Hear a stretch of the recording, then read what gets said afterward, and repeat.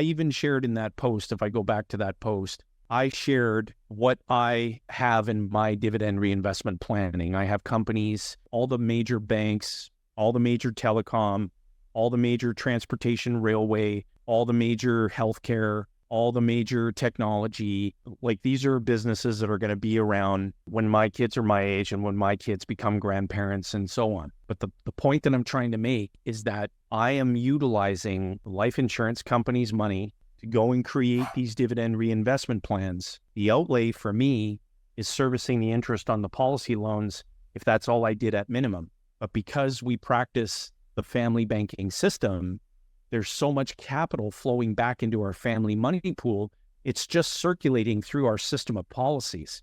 So my outlay is really, in fact, nothing. I'm actually paying to look after things for personal financial overhead and all of that.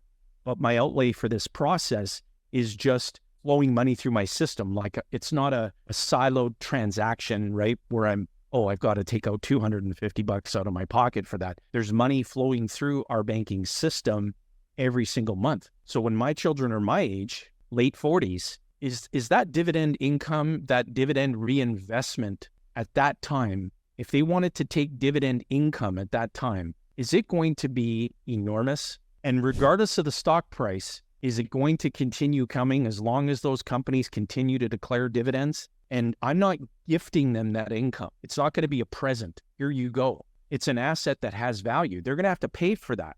If they want the policies that created the ready access capital to take advantage of high caliber opportunity, the kids are going to have to pay me the premium that I put into those policies.